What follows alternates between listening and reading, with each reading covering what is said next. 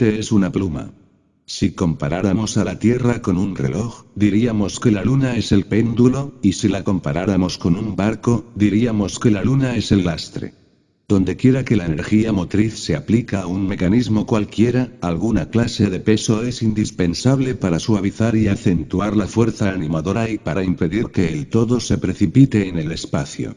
Los mecánicos saben muy bien que el organismo de este pobre animal intelectual está construido con un número definido de elementos, y que es necesario el peso denso del yodo abajo para balancear el principio activante del hidrógeno arriba. La Luna actúa como mando mecánico para la Tierra, regulando y administrando la energía solar. Sin la Luna como poderoso equilibrador de pesos, todos los líquidos de la Tierra tenderían inevitablemente a ser arrojados fuera de la superficie terrestre por la atracción magnética del Sol al girar la Tierra. El efecto de la Luna sobre las mareas es algo que nadie puede negar, hechos son hechos y ante los hechos tenemos que rendirnos. La Luna controla toda la mecánica de la naturaleza, la Luna actúa sobre los líquidos incorpóreos e inorgánicos y también sobre los líquidos incorporados a la materia orgánica. La Luna controla el crecimiento de las plantas. Ejerce influencia sobre los fluidos sexuales. Regula el flujo menstrual de la mujer. Gobierna la concepción de todas las criaturas, etc. La Luna es realmente como la pesa de un reloj de péndulo. La vida orgánica de la Tierra es el mecanismo del reloj, que se pone en movimiento debido al vaivén de la pesa.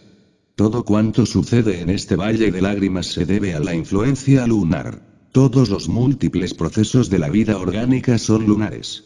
Lunares son los variados procesos del pensar, sentir y obrar de todas las gentes. Lunares son todos los vicios y maldades de las muchedumbres. Lunares son todas las guerras, odios, adulterios, fornicaciones, envidias, ambiciones, avaricias, degeneraciones y abominaciones de esa gran ramera cuyo número es 666. La Luna como tenebroso vampiro nocturno succiona la sensible película de vida orgánica que cubre el planeta en que vivimos. Ese pobre bípedo animal llamado equivocadamente hombre, esa pobre bestia intelectual carga fatalmente la Luna dentro de sí mismo, la lleva en el ego y en los cuerpos protoplasmáticos lunares. Toda la mecánica de la Tierra está gobernada por la Luna y el animal racional desgraciadamente no es más que una máquina. Únicamente mediante la revolución de la conciencia podemos liberarnos absolutamente de la mecánica lunar. La Luna es la gran ramera apocalíptica que toda bestia intelectual lleva dentro. Esta raza perversa de Adán es lunar, en un 100%. Esta raza lunar odia mortalmente a la raza solar, a los hijos del sol, a los profetas, a los maestros de sabiduría. Las muchedumbres lunares crucificaron al Cristo, envenenaron al Buda, encarcelaron y calumniaron a Cagliostro, dieron veneno al santo Milarepa, quemaron a Juana de Arco, traicionaron al omnicósmico y santísimo avatar a Asiatas Yemas, destruyendo su obra, etc. La gran guerra entre las razas solar y lunar en la sumergida Atlántida, fue maravillosamente cantada por los orientales en el Mahabharata. Dicen las tradiciones que esa guerra duró muchos millares de años. Esta es la guerra o serie de guerras casi contiguas que duraron siglos desde hace 800.000 años, fecha en que, según la doctrina secreta, acaeciera la primera de las tres catástrofes atlantes, y hace 200.000 años la segunda, hasta la última de la isla de Poseidonis, frente a Gades, acaecida hace unos 11.000 años y de la cual, como de su diluvio, guardan confuso recuerdo todos los pueblos. El jardín de las Hespérides, el centro iniciático de la buena ley más poderoso de toda la Atlántida fue espantosamente odiado por la raza lunar. La mala magia atlante de las Islas Negras fue espantosa en gran manera. La luna es el negro y humeante espejo. La magia negra es lunar 100%. Los adeptos de la mano izquierda, los magos negros, viven normalmente en las regiones sublunares del reino mineral sumergido en los mundos infiernos. Las escuelas, sectas y órdenes de tipo lunar, odian mortalmente el tantrismo blanco. Las antiquísimas tradiciones cabalísticas dicen que Adán tenía dos esposas, Lilith y Naamá. Ambas esposas representan la infrasexualidad lunar. Lilith es la madre de los abortos, pederismos, homosexualismos, masturbación, odio al sexo y toda clase de vicios contra natura.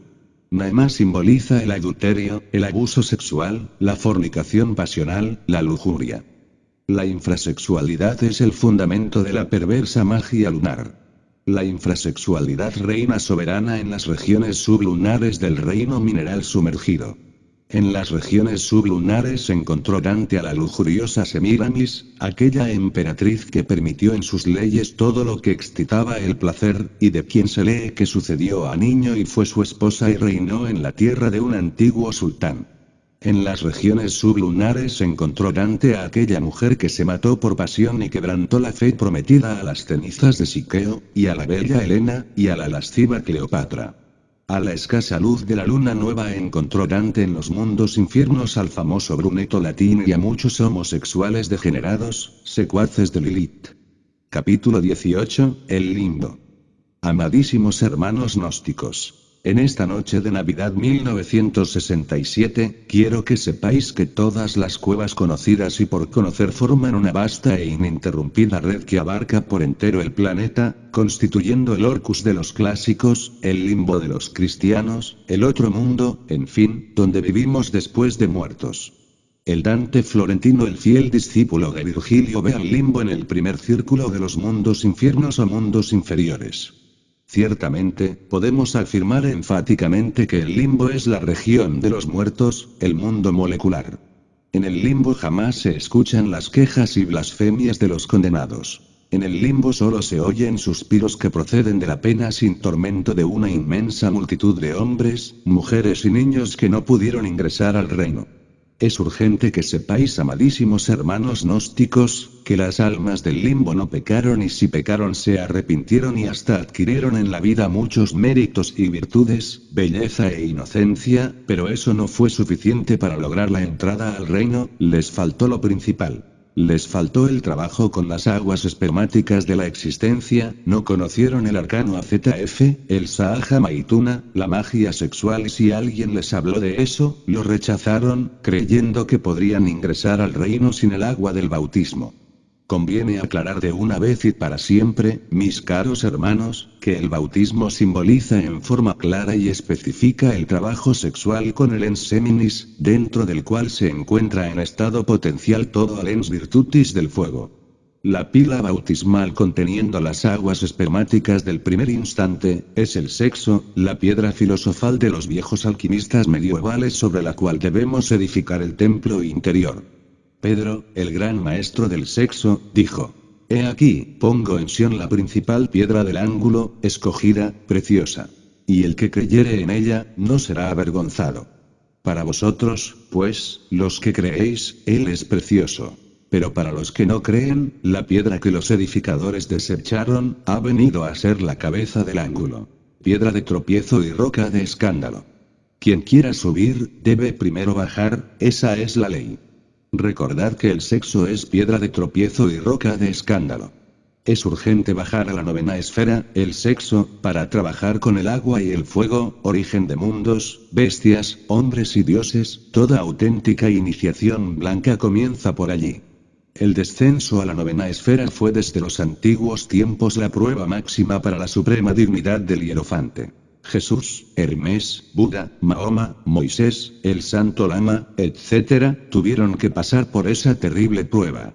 Es urgente fabricar los cuerpos solares en la fragua encendida de Vulcano, porque al banquete del Señor está prohibido asistir con cuerpos lunares, con trajes de mendigos. A la fragua encendida de Vulcano, a la novena esfera, bajan Marte, para retemplar la espada y conquistar el corazón de Venus, Hermes, para limpiar los establos de Augía con el fuego sagrado y Perseo, para cortar la cabeza de la Medusa. En el limbo encontró Dante a muchos niños inocentes. Patriarcas y hombres ilustres que jamás bajaron a la novena esfera. Por tal falta están condenados, consistiendo su pena en vivir con el deseo sin esperanza. En el limbo viven personas de mucho valor, cuyo único crimen es no haber fabricado sus cuerpos solares. En el limbo encontró Dante a poetas tan famosos como Homero y al satírico Horacio y a Ovidio el tercer y último Lucano. Y flotando en el limbo llegó el Dante florentino al pie de un noble castillo rodeado 7 veces de altas murallas y defendido alrededor por un bello riachuelo, y atravesó 7 puertas hasta llegar a un prado de fresca verdura donde encontró austeros personajes de gran autoridad, pero vestidos desgraciadamente con cuerpos lunares. En el limbo encontró el Dante a Electra con muchos de sus compañeros, entre los que reconoció a Héctor y a Eneas. En el limbo encontró Dante a Camila y a Pentesilea y al buen rey latino que estaba sentado al lado de su hija Lavinia. En el limbo vio Dante a Bruto que arrojó a Tarquino de Roma y a Lucrecia y vio también a Julia y a Marcia y a Cornelia y a Saladino que estaba solo y separado de los demás. Y encontró Dante en el limbo a Sócrates y a Demetrio que pretende que el mundo ha tenido por origen la casualidad y a Diógenes y a Anaxágoras y a Tales y a Empédocles, Heráclito y Zenón. Todos ellos muy sabios pero vestidos con trajes de mendigos, con cuerpos lunares. Y encontró Dante en el limbo a Dioscórides el observador de la cualidad y al moralista Séneca y al geómetra Euclides y a Ptolomeo y a muchos otros sabios varones de la raza lunar. En el limbo viven muchos justos varones, que trabajaron por la humanidad y que disolvieron el yo pero que cometieron el error de no fabricar sus cuerpos solares. Uno se asombra al ver al Mahatma Gandhi vestido con cuerpos lunares y viviendo en el limbo. En cierta ocasión, después de haber verificado que el fuego sagrado no había ascendido jamás por la espina dorsal del Mahatma, no tuve inconveniente en decirle: «Tú estáis sin realizar». La respuesta fue: «No tuve tiempo para eso». Esa no es disculpa justa, fueron mis palabras finales. Ciertamente el Mahatma Gandhi habría podido fabricar sus cuerpos solares en la fragua encendida de Vulcano, el sexo, porque tuvo una magnífica esposa, pero cometió el error de abstenerse, creyó que renunciando al sexo podría autorrealizarse, fue un equivocado sincero. En un templo del limbo encontré también a Yogananda vestido con cuerpos lunares, honradamente se creía autorrealizado y cuando le hice ver su error, cuando le dije: «Tú no estás autorrealizado», se llenó de gran asombro y me quiso formar discusión, fue necesaria la intervención del maestro superior del templo para que comprendiera su situación. Jamás me pesará haberle advertido al gran yogín, al noble Yogananda, el que tendrá que reencarnarse para casarse y trabajar en la novena esfera, si es que quiere fabricar sus cuerpos solares para ingresar al reino. En el limbo viven millones de santos ermitaños, sublimes yogines y nobles místicos que sintieron asco por el sexo y que creyeron inocentemente que se podría entrar al reino con cuerpos lunares. El limbo es la región de los inocentes, de aquellos místicos, santos, sabios, penitentes, que no conocieron el gran arcano, el Maituna, o que lo rechazaron porque muy honradamente creyeron que solo a base de abstención sexual, pranayamas, penitencias, ejercicios yógicos, etc., podrían autorrealizarse. Por algo dijo Pedro que el sexo es piedra de tropiezo y roca de escándalo. En el limbo existen millares de escuelas pseudo-esotéricas y pseudo-ocultistas que imparten a sus afiliados sublimes lecciones que a nadie perjudican y que a todos benefician, pero que desgraciadamente jamás sirven para la autorrealización íntima, porque no enseñan el Evangelio de Pedro, el Maituna. Solo Mercurio, el mensajero de los dioses, el archímago, con el caduceo de Mercurio, símbolo de la espina dorsal en la que se enlazan las dos serpientes llamadas Hidra y Pingala, podrá mediante el Maituna evocar de nuevo a la vida a las infelices almas precipitadas en el limbo. Del limbo salió el alma del primer padre y la de Abel su hijo, y la de Noé, y la del legislador Moisés y la del patriarca Abraham y la del rey David y la de Israel con su padre y con sus hijos y la de Raquel. Todos estos se reencarnaron para trabajar en la novena esfera y fabricar sus cuerpos solares y lograr el nacimiento segundo. Ahora son ángeles de indescriptible esplendor. Uno se llena de asombro cuando platica con el ángel Israel. En su aura solar, resuenan armoniosos todos los versículos sublimes del Antiguo Testamento. Capítulo 19, Mercurio. Mercurio, el mensajero de los dioses, está alejado a 42 veces el diámetro de su progenitor, el Sol. Si inteligentemente trazáramos una tabla de conjunciones menores y mayores de acuerdo con las cuales podría esperarse con seguridad absoluta que la influencia planetaria se acrecentara o menguara, y veríamos con asombro que Mercurio y Venus repiten su efecto máximo cada 8 años.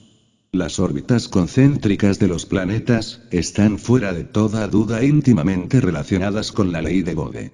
Tomando el desarrollo geométrico 0, 3, 6, 12, 24, 48, 96, 192 y agregando 4 a cada número, logramos una serie que representa más o menos